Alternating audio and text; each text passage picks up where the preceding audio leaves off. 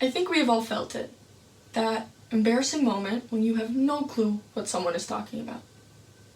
Imagine this. Someone you've just met asks you what your opinions are on the American political system. You laugh, nervously, with sweat dripping down from your forehead, because you feel like you actually know very little about this topic. They keep firing questions at you, and you buckle at the pressure to admit that you weren't as knowledgeable in politics. They stare at you, chuckle awkwardly, and go on to talk about another subject. You might have already realized this, but this figurative person is me, Emily Zaal. I'm not one to quickly admit that I'm not good at things. I push myself to try to cover up the fact that I'm not good at things like politics, history, and even subjects like math or science. Sometimes I think that my own beliefs are the ones that are holding me back. I've spent most of my high school years in the United States. My mother is American and my father is Dutch. I feel so lucky to have been able to experience different cultures and learn through traveling.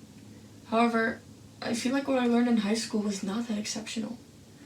And looking back, I'm not sure if this was because I didn't pay that much attention in class or because the education itself wasn't really up to par.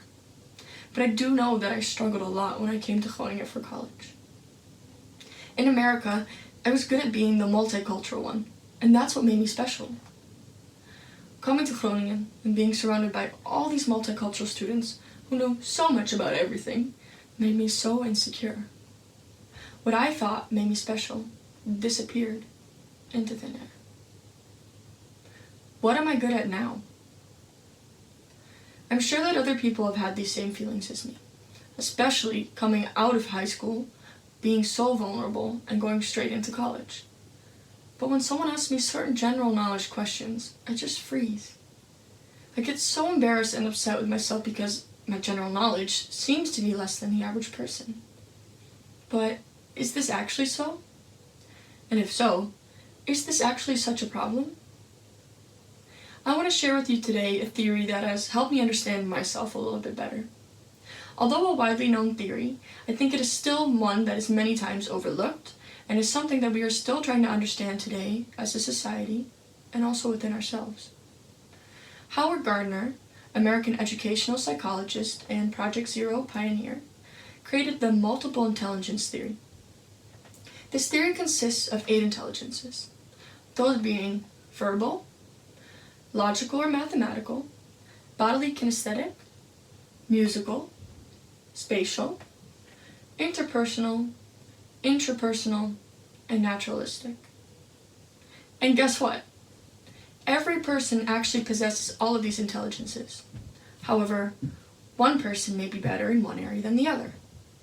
For example, I find myself to be quite good in the musical and interpersonal intelligences, and find myself to be quite weak in the logical, mathematical, and spatial ones. One quote from Gardner really stuck out to me. He says, "If we all had exactly the same kind of mind, and there was only one kind of intelligence, then we could teach everybody the same thing, in the same way, and assess them in the same way. And that would be fair, right?" But once we realize that people have very different kinds of minds, different kinds of strengths, then education, which treats everybody the same way, is actually unfair education. Gardner, being an educational psychologist, relates this to how the school system is set up and taught. However, we can also apply this to our grown-up everyday lives. If we as a society accept that people are good in some areas and less good in other ones, then we can be less judgmental and more open-minded. There is also a different side to this story of acceptance, though. You can accept people all you want, but it's that self-acceptance that's key. This feeling of dumbness that I have also comes from my own insecurities. I think it's a combination of things. Having this open-minded mindset helps one understand others better and to be less judgmental.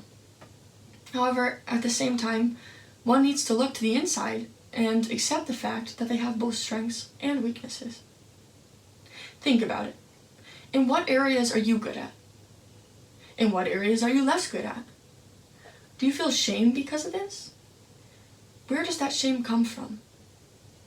These are all important questions that you can ask yourself. One question that I want to ask myself is, why do I feel shame for not knowing as much about certain things as other people? For me personally, I think it is because the areas that I do excel in are not as highly valued as the math and science subjects are. Being able to recall facts quickly seems to be a sign of an intelligent person. Our society has decided that people who excel in these areas are the intelligent ones, and that people with other intelligences are regarded with less esteem. As Gardner mentioned, this isn't exactly fair.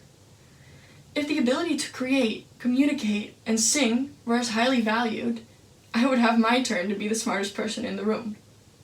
Well, depending on the conversation, of course. So, is my general knowledge less than the average person? Yeah, maybe. But is this such a problem? No, I finally don't think so. In the last year especially, I've been trying to accept the fact that I might not know as much as other people do about certain topics. Something that I've definitely struggled with. So, what am I good at now?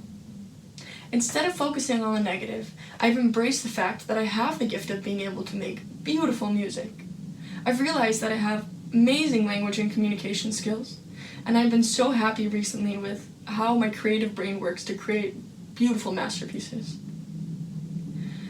I should be happy that God, the universe, or whatever force is out there has given me these amazing strengths. And even be thankful for the weaknesses. Because shame is also paradoxical. Although this shame I have floods me with these terrible feelings at times, at the same time, it leads to self-knowledge and it forces me to reflect on myself and my relationships with others. Yes, I admit it. This shame is still there, and it's dragged me down a lot. But it's been getting a hell of a lot better. I encourage you to try and understand any shame that you might have, and to embrace it. Because only then, you can accept it and overcome it. Thank you.